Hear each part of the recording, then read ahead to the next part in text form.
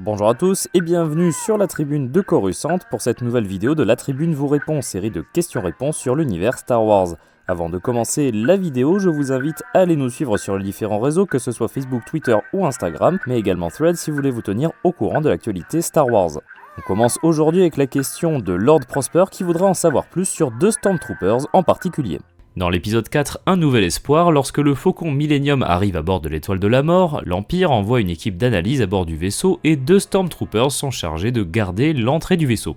Ces deux soldats sont TK-421 et TK-710 et voici ce que l'on sait d'eux. Dans l'univers canon, nous ne savons pas grand chose à propos de TK-710, mais ce n'est pas le cas de TK-421. Ce soldat, suite à une affectation sur la planète Lazan, qui subissait un siège impérial, fut envoyé sur l'Étoile de la Mort et plus précisément au sein de l'unité de maintenance du secteur AA-345. Il était assisté d'un droïde souris MSE-6 répondant au nom de MSE-6 G735Y, le Stormtrooper préférant l'appeler plus simplement G7. Selon TK-421, G7 était le droïde souris le plus rapide de la flotte impériale et lui avait promis que si son transfert était approuvé, il l'emmènerait avec lui sur Coruscant pour participer à des courses. Bien qu'il appréciait esthétiquement l'Étoile de la Mort, TK-421 se sentait piégé par la routine impériale, par son armure et par son casque de Stormtrooper.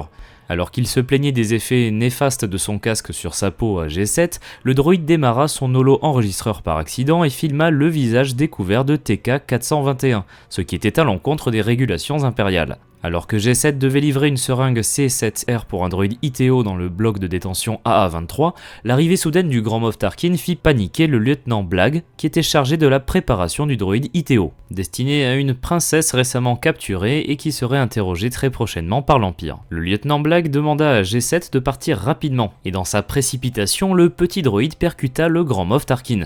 En raison d'une malfonction, G7 montra l'holo-enregistrement de TK-421. Après que Tarkin ait contemplé le visage du soldat, le Grand Moff décida de s'occuper personnellement du trooper qui avait osé retirer son casque. Tarkin répara le droïde et l'envoya à TK-421, à qui un message était destiné. Tarkin l'avait invité à le rejoindre dans ses quartiers. Ravi de voir qu'il avait attiré l'œil de quelqu'un d'important, TK-421 y vit la possibilité d'enfin obtenir son transfert sur Coruscant. Avec ce message, Tarkin avait également envoyé un nano-savon antibactérien en réponse aux complaintes de TK-421 concernant le port de son casque. Après avoir utilisé ce produit, TK-421 se rendit dans les quartiers de Tarkin. Le soldat remercia Tarkin pour avoir réparé G7, le Grand Moff demandant à TK-421 de retirer son armure afin d'éviter d'endommager son nouveau tapis. Tarkin avait besoin de lui pour réparer son unité d'aqualoisir alors que le Grand Moff devait se rendre à une réunion de l'état-major impérial.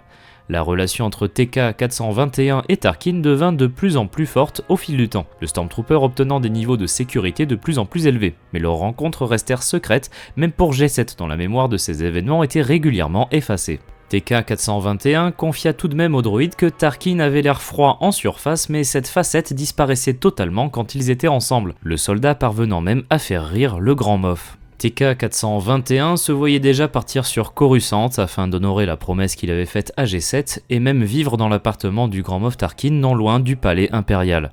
Alors que le Stormtrooper rêvait de sa vie future auprès de Tarkin, une communication lui fut transmise via son casque, lui ordonnant de venir garder un vaisseau cargo récemment capturé. Après avoir envoyé G7 dans les quartiers de Tarkin, TK-421 rejoignit son poste dans la baie d'Amarrage 327. En compagnie de TK-710, ils surveillèrent la rampe d'accès du vaisseau par laquelle entra une équipe d'analyse. Les deux soldats entendirent un grand bruit à bord du vaisseau mais pensèrent simplement que l'équipe avait maladroitement laissé tomber leur lourd équipement. En réalité, Han Solo, Chewbacca, Luke Skywalker et Obi-Wan Kenobi se trouvaient à bord et avaient mis hors d'état de nuire les impériaux. Han Solo appela les deux Stormtroopers pour venir les aider à bord et les élimina tous les deux avec 2 tirs de blaster. Leurs armures furent récupérées par Luke et Han qui s'en servirent pour passer inaperçus à bord de la station impériale. Le corps de TK-421 et celui de TK-710 furent retrouvés par la suite à bord du vaisseau, ce pauvre TK-421 n'ayant pas mérité son triste sort d'après son frère d'armes TD-110. Alors que la bataille de Yavin avait commencé, Tarkin activa G7 et informa le droïde de la mort de TK-421, et admit au droïde qu'il avait une affinité particulière pour ce Stormtrooper, et qu'il avait envisagé des projets pour tous les deux. Tarkin fit le vœu d'annihiler la rébellion avec la puissance de feu de l'étoile de la mort afin de venger la mort de TK-421. Cependant, l'étoile de la mort fut détruite par les rebelles, causant la mort de tous les impériaux à bord, dont Tarkin et le petit droïde G7 qui n'aura jamais pu se rendre sur Coruscant comme lui avait promis TK-421. Nous avons pu découvrir toute cette histoire dans le recueil From a Certain Point of View, sorti pour célébrer les 40 ans de l'épisode 4 avec 40 histoires originales dont celle de TK-421 et G7. Dans l'univers légende, ces deux Stormtroopers s'appellent TK-421 et TK-422. Dans le cas de TK-421, ce Stormtrooper a plusieurs noms selon les œuvres dans lesquelles il apparaît. En effet, dans la novélisation du film, il s'appelle THX-1138, un hommage au film de George Lucas, alors que dans Star Wars numéro 3, le comics de Marvel adaptant l'épisode 4, il est appelé TX-421, tout comme dans l'adaptation radiophonique du film. La mort de ces deux Stormtroopers est différente dans l'univers légende, car ils ne sont pas tués par Han Solo directement dès leur entrée dans le Faucon Millenium. En effet, les deux Stormtroopers furent retrouvés inconscients à bord du vaisseau, mais ces deux soldats trouvèrent la mort lors de l'explosion de l'étoile de la mort au moment de la bataille de Yavin. On poursuit avec la question de Darkianis Roisin qui voudrait en savoir plus sur Plo Koon. Dans l'univers canon, Plo Koon était un Keldor originaire de la planète Dorine dans la région d'expansion. Alors qu'il était tout jeune, Plo Koon fut découvert par l'ordre Jedi et devint par la suite le padawan du maître Jedi Wookiee Tivoca. On retrouve Plo Koon dans l'histoire nommée The Weapon dans le comics Age of Republic Special No. 1 où il est venu en aide à Mace Windu avec d'autres Jedi lors d'une mission visant à stopper le seigneur de guerre et kidnappeur d'enfants nommé Guataco. Alors que Plo Koon était en mission sur la planète Chili, il croisa la route d'une jeune Togruta âgée de 3 ans nommée Ahsoka Tano. Découvrant qu'elle était sensible à la force, Koon l'amena au temple Jedi. Bien qu'elle ne devint pas par la suite son padawan, une amitié forte lia les deux Jedi, Plo Koon surnommant affectueusement Ahsoka, Petite Soka. Au moment de l'invasion de Naboo, 32 ans avant la bataille de Yavin, Plo Koon avait atteint le rang de maître Jedi et faisait même partie du Conseil. Il conserva ce poste de nombreuses années, occupant toujours son siège au moment de la bataille de Geonosis qui marqua le début de la guerre des clones. Avant ce conflit, Plo Koon forma une padawan nommée Boltar Swan, qui devint chevalier Jedi avant le début de la guerre. Koon fit partie des 212 Jedi envoyés sur Geonosis afin de venir en aide à Obi-Wan Kenobi, Anakin Skywalker et Padmé Amidala, qui avaient été condamnés à mort par les Géonosiens. Durant ce conflit, Koon participa à de nombreuses batailles comme par exemple lors de la campagne du Malveillant. C'est vers la fin du conflit que Plo Koon découvrit sur la lune désertique Obadiah le vaisseau disparu du Jedi Sifo Dyas ainsi que son sabre laser, une trouvaille qui déclencha toute une enquête autour du mystérieux commanditaire de l'armée de clones. Dans les derniers jours du conflit, Plo Koon fut envoyé sur Cato Neimoidia pour encadrer le 442e bataillon de siège.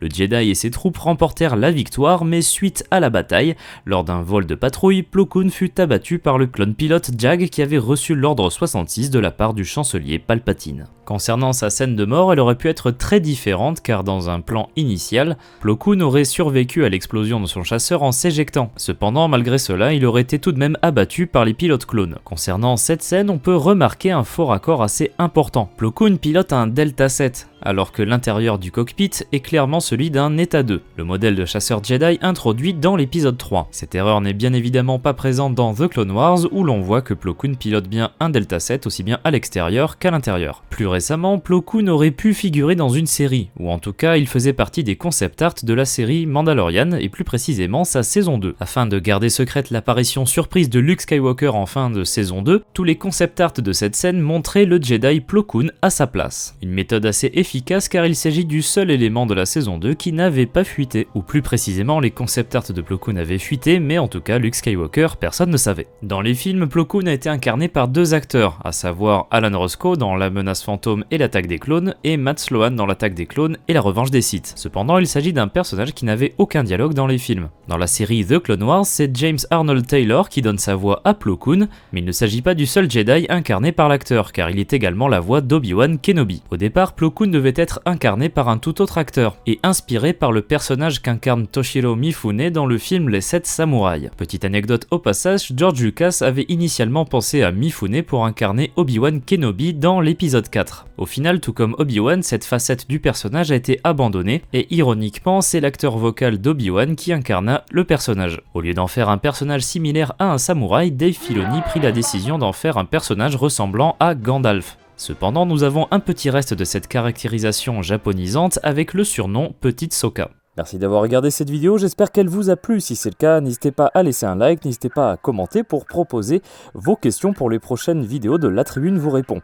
Je vous souhaite de joyeuses fêtes, un très bon Noël à tous, à très bientôt et que la force soit avec vous.